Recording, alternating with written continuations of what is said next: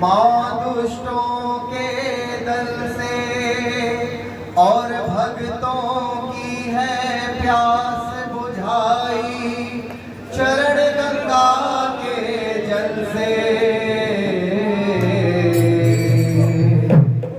अब मेरी भी सुनो हे मात भवानी, अब मेरी भी सुनो हे मात भवानी। मैं तेरा ही बालक हूँ,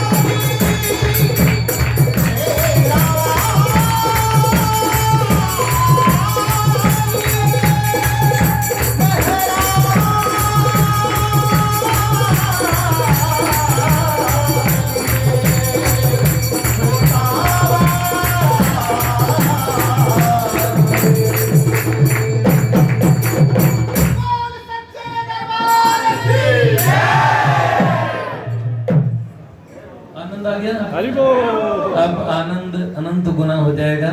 पूज्या माँ अब कुछ कहेंगी और माँ एक कीर्तन करते जय जय अम्बे जगदम्बे। और माँ को एक भजन बड़ा प्रिय है।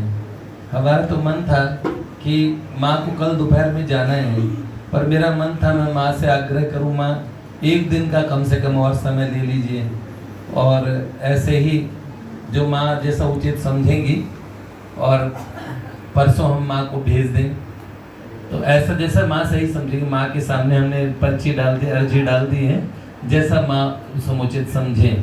तो अभी माँ कुछ कहेंगी, पहले माँ को और सुनेंगे और उसके पश्चात माँ शयन दर्शन करेंगी। प्रिया प्रियतव्य माँ देखो, माधव मुस्कुरा रहे हैं आपको देख के, सही है ना? वो प्रसन्न है, राधा रानी बहुत खुश हैं।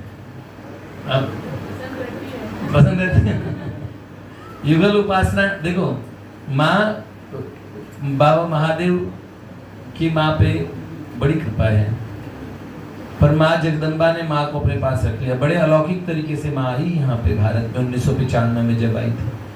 पर्वतों में जंगलों में घूमते घूमते इन्हें कोई महात्मा चाहिए थे, कोई गुरुदेव, भगवान की खोज में आई। और देखो एकांत स्थान पे किस तरीके से, और आज जैसा पवित्रतम शुचितम जीवन जो हमारे संतों का कहा गया है, वैसा जीवन एकांत में अब तपश्चर्या से युक्त इनका जीवन कितने लोगों को प्रेरणा देता है कि भगवान के पथ पे आना और जीव का कितना बड़ा सौभाग्य होता है। कैसे वो एक साधारण जीव से महापुरुषों की कोटि में आ जाते हैं। तो इसीलिए माँ अब हमें आगे और जो उद्बोधन करेंगी उसे ध्यान से सुनेंगे। जय जय श्री राधे।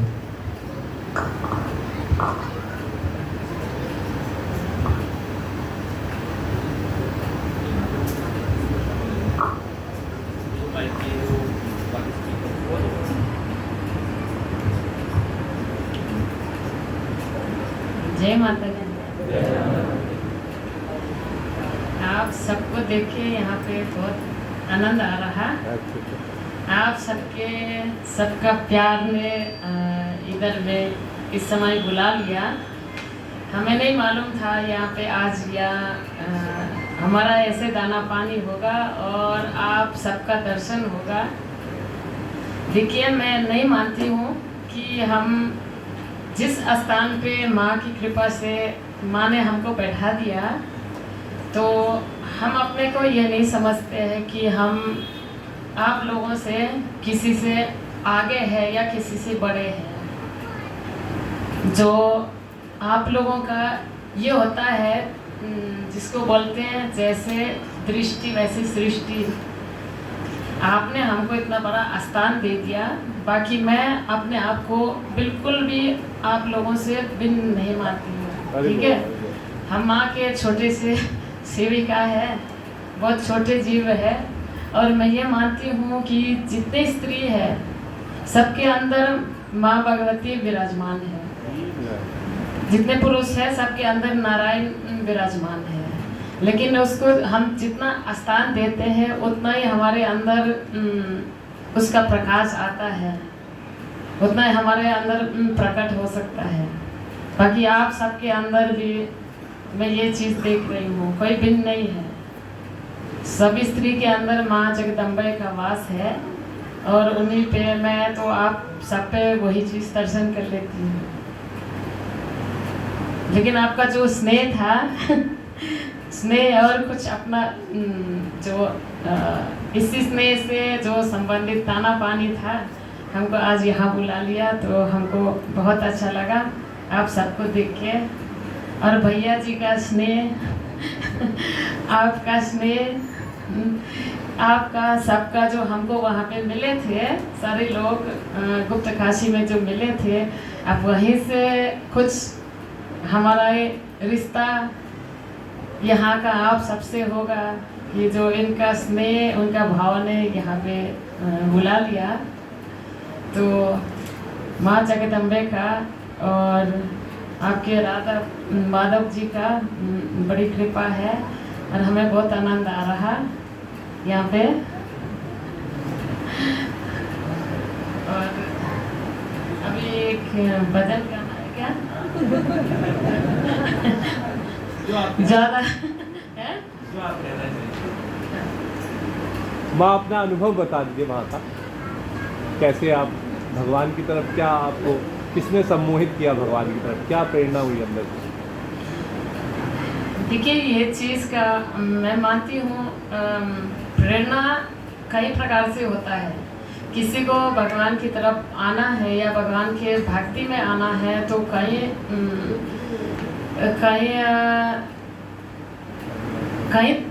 प्रकार से आपको जो है इसका प्रेरणा मिल सकता है। जो हम अपने जो हमारी जन्मभूमि थी, मेरे जन्मभूमि जर्मनी, उसमें लोग ईसाई धर्म को मानते हैं। अभी तो आजकल में लोग इतना किसी भी धर्म को नहीं मानते हैं, सही बता रही हूँ, लेकिन उस समय फिर भी लोगों के अंदर था ये चीज़। तो हमारे अंदर ये बचपन से कुछ भावना आ गई अपने। आप मदन रैली को बहुत पसंद करते थे ना, माला? जी जी जी माला जपती थी। जी जी, हमारी नानी जी और दादी जी दोनों माँ, मतलब वो भी भगवती का स्वरूप है, माता मेरी जिसको बोलते हैं, ईसा मसीह की माँ जो मानते हैं। तो मेरे देखने से वो भी एक वही जगदम्बा का अलग, आदि शक्ति का अलग स्वरूप है। तो वो दोनों इनको भजन करते थे, इनका माला जाप करते थे इनके नाम से। तो ये सब चीज़ देख के हम बचपन से आकर्षित हुए थे। हमको बचपन से ऐसे लगा कि हमको भी ऐसे करना चाहिए। हमको वहाँ पे फिर उन्होंने भी मना किया, मेरी माँ ने भी मना किया, बोले नहीं ये सब बचपन में नहीं होता है। इससे आप लोग सोचते थे कि पता नहीं कहीं उसमें, जैसे यहाँ पे कोई ज़्यादा भक्ति भाव में जाता है कोई बच्चा, तो माता पिता सोचते कि कहीं साधु ना बन जाए, साधु बन के घर को छोड़ के ना जाए। ऐसे वहाँ पे सोचते थे कि ये उसमें एक मोनेस्टरी होती है। वैसे बहुत कम लोग इसमें जाते हैं, लेकिन फिर लोगों को लगता है ये कहीं उस तरफ ना जाए। तो ऐसे हमारे साथ भी हुआ। लेकिन जब उसके बाद में हिंदुस्तान आ गए थे, तब मैंने देखा कि यहाँ पे इतने लोग इस भक्ति भाव में रहते हैं, उसमें अपने जीवन व्यतीत करते हैं। इतना गहरा लोगों का विश्वास है, गहरी जो है आस्था है और इस प्रकार की संस्कृति है। तो मेरे को यहाँ बहुत एक अलग अनुभव हुआ। मतलब एक ये सब चीज़ को देख के बहुत एक प्रकार से कंफर्टेबल फील हो गया कि यहाँ पे ये चीज़ मतलब सबके अंदर है और आम मतलब स्वीकार्य जनता, मतलब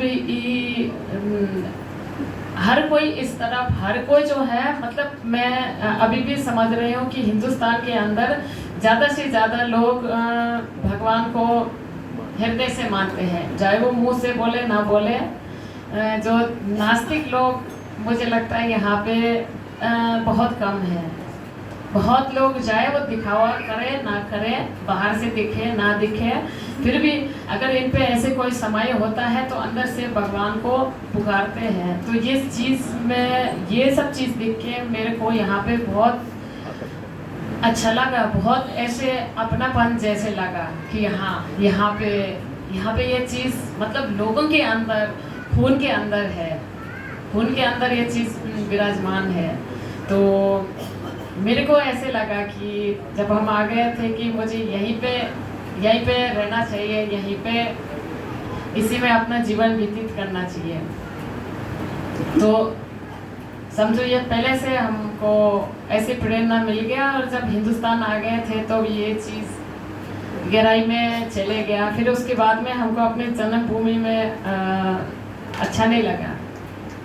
गए थे, वापस गए थे, पढ़ाई करने के लिए गए थे, लेकिन मन नहीं लगा फिर वहाँ पे। ऐसे लगा कि इस भूमि में, इस वातावरण में, मतलब एक प्रकार का एक एनर्जी है जनरल, जिसको तरंगा बोलते हैं, तरंगे बोलते हैं। यहाँ के तरंगे कुछ और है, पश्चिमी देशों के तरंगे बहुत अलग है। तो यहाँ के तरंगे, यहाँ के एनर्जी में, यहाँ के वातावरण में, यहाँ के वाइब्रेशन में मेरे को बहुत एक आकर्षण हुआ था। फिर मैंने सोचा कि हम पहले से बचपन से हम जंगल में जाना, जंगल में घूमना, जंगल में अकेले बैठना पसंद करते थे। तो मेरे अंदर वो था कि मतलब पहले से शहर का जीवन हमसे नहीं होता था, तो इसलिए मेरे को अंदर ऐसे लगा कि मुझे कहीं पहाड़ में जाके साधना करना चाहिए किसी गुरु महाराज के सानिध्य में। तब जो है माँ जगदम्बे मेरे को वहाँ का रास्ता दिखा दिया। हाँ, तब काली शिला पहुँच गए। बहुत अलौकिक गाथा है। माँ ने अपना पूरा एक्सपीरियंस जो हमने कहा, माँ का इंटरव्यू लिया है हमने। माँ अपना इंटरव्यू, माँ के इंटरव्यू लेने बहुत लोग आए। अजय जय, बहुत लोग आए इंटरव्यू लेने। माँ प्रोफेशनल इंटरव्यूज माँ को प्रिय है नहीं। अब माँ से हमने भगवत चर्चा के बारे में, माँ हम सारी बातें पूछेंगे। आप बस आप ये मत ध्यान दीजिए, कैमरा चल रहा है। आज देखें तो उसे लाखों लोगों ने देखा है और लोग इतने प्रभावित हुए उससे।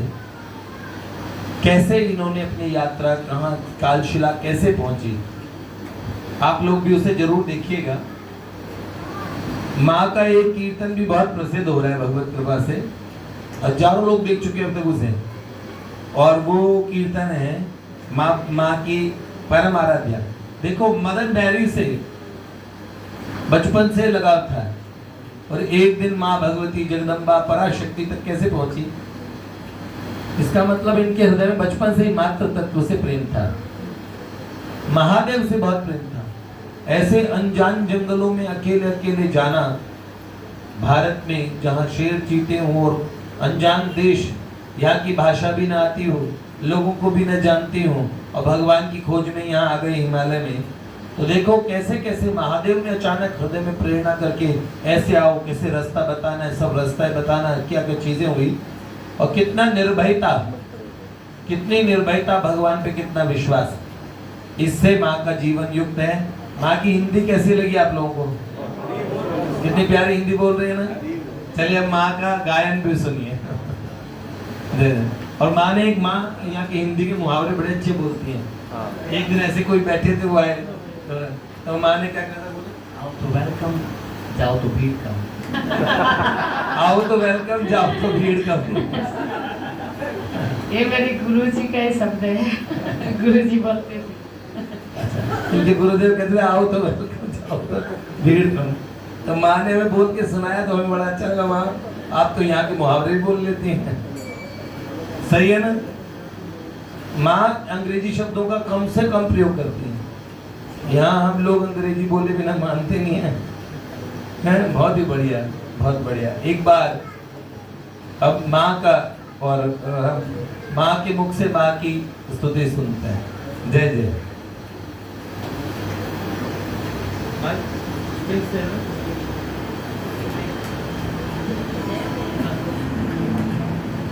और भी कुछ आप जानना जैसे शिक्षण में जाते हैं ना,